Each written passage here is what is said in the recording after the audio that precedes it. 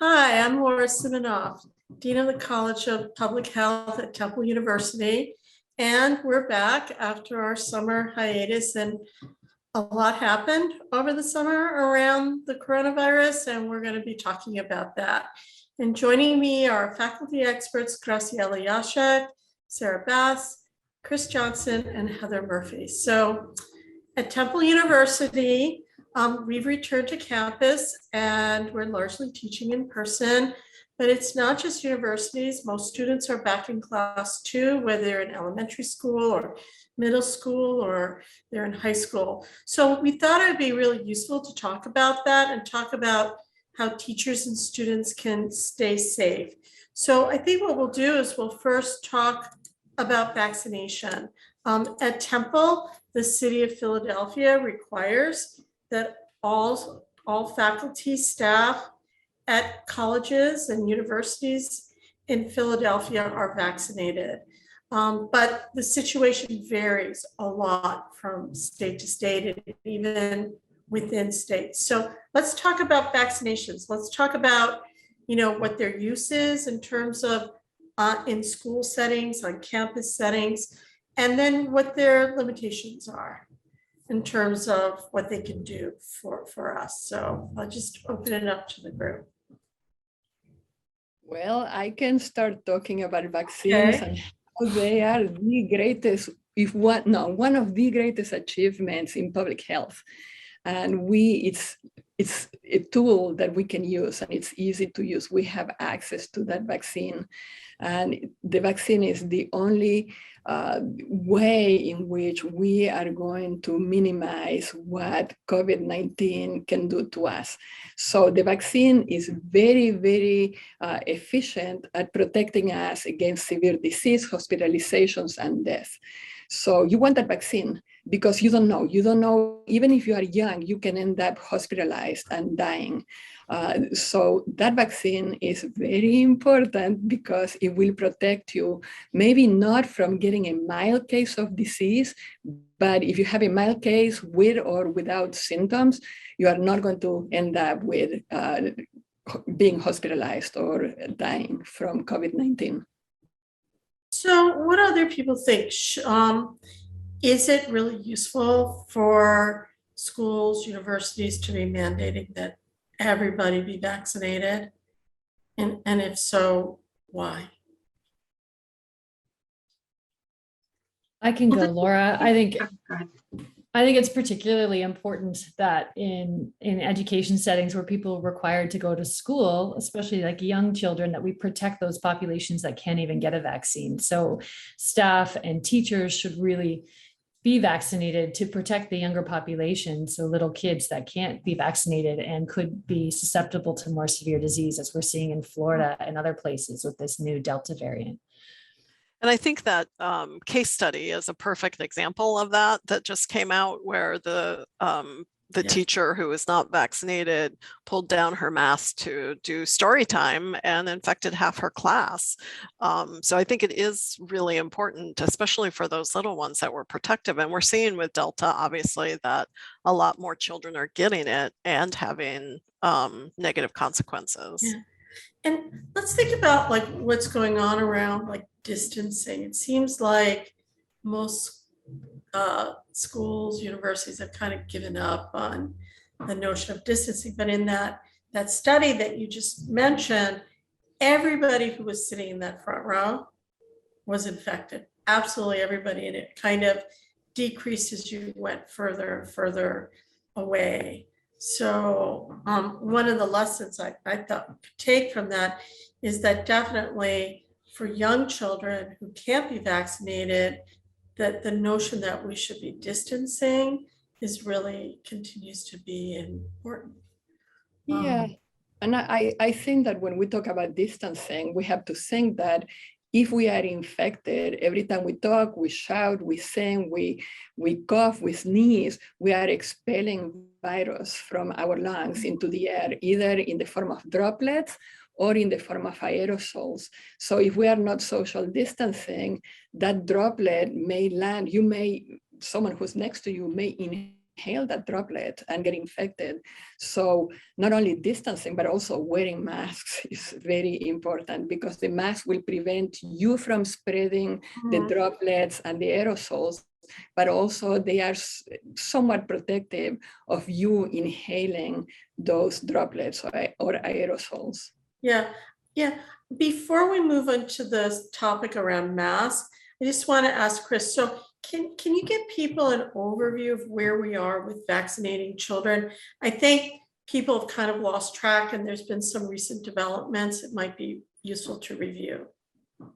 Yeah, so obviously at this point, nobody who is 0 years to 12 years old is able to be vaccinated unless they're part of a trial, which is a very, very small subset of children. So we are essentially have 50 million people in the United States who are not eligible to be vaccinated, which is going to keep us from getting to that herd immunity until we get those emergency use authorizations, which thankfully are on the way. We're planning to see those in late November or December, but that does mean that we still have to get through this entire semester, essentially, with making sure that we're protecting those who cannot yet be vaccinated.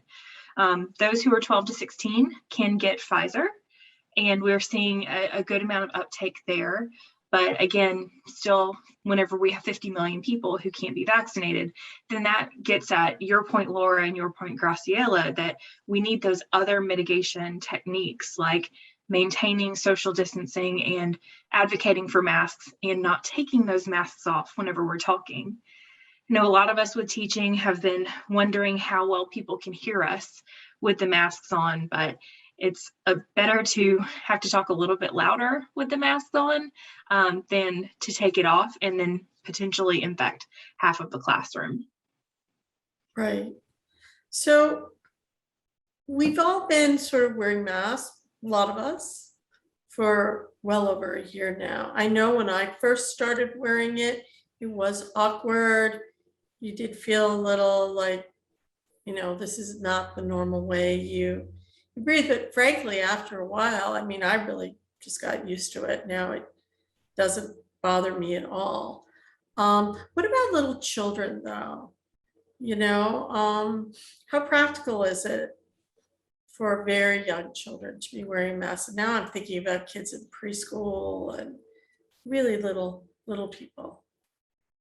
Yeah, I'd say really, really little people. It's very practical. And the childcare workers that I've talked to, they all wear masks and face shields and do everything to protect kind of the 2-year-olds and under. And then once you're at an age of maybe 3, you can tolerate a mask a bit more. I'd say my kids, they can wear their mask for hours and hours. It's pretty impressive. They're 6 and 9 now.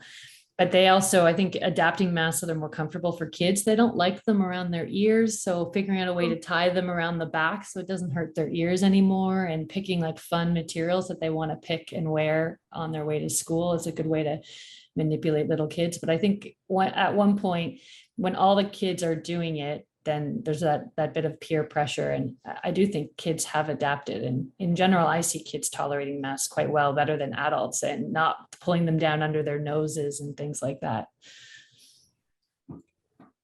Sarah, have you any thoughts about this, like young children in masks, or even how people are adapting to? I mean, I think Heather brought up a good point, which is that kids will adapt to things in ways that adults often do not.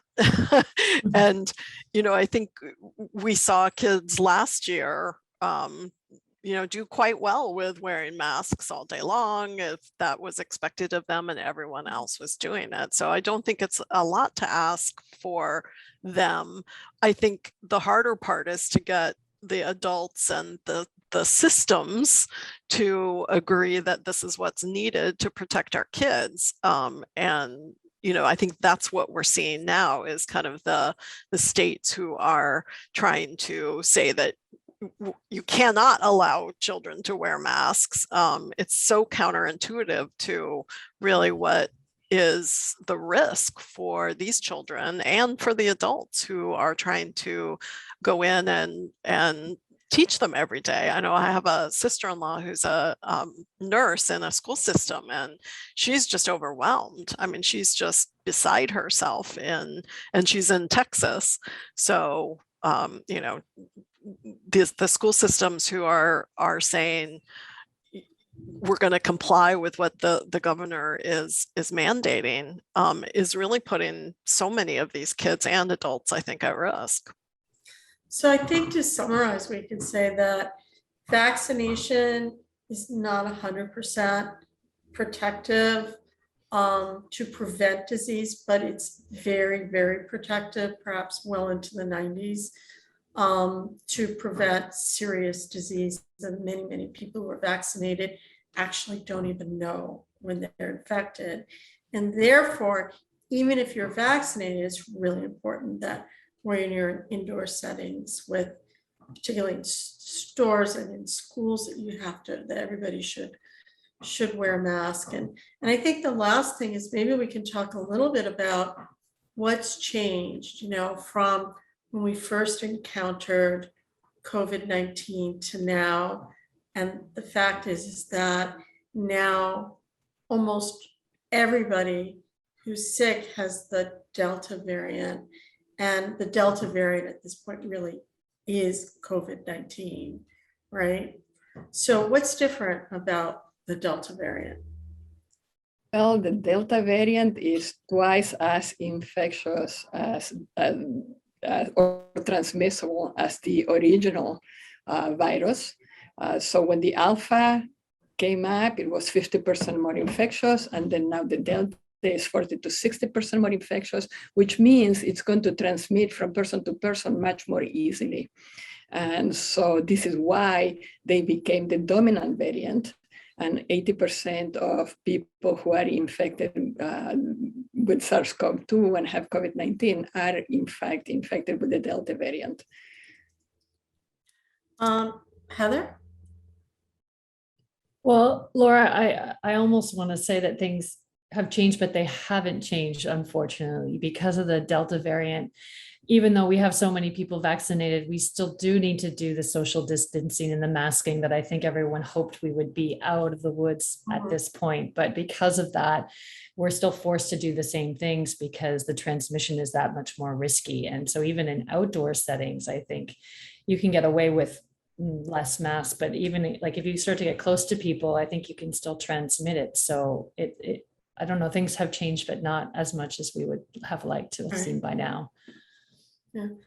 And to that point, I think one of the things that has changed or moved the goalpost for us is we initially wanted to get to 70% of all people who are vaccinated. And even if we think about children actually being able to be vaccinated, with how transmissible the Delta variant is, we're looking at that needing to be closer to 85 to 90% to really provide that herd immunity for people who are immunocompromised and don't develop immunity, or people who aren't able to get the vaccine for whatever reason.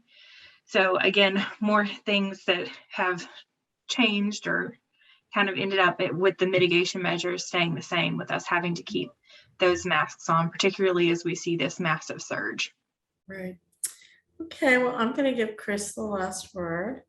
And so we'll be back in 2 weeks, and please go to cph.temple.edu/coronavirus. You can view other videos and find links to other reliable sources of information, and we'll see you in 2 weeks.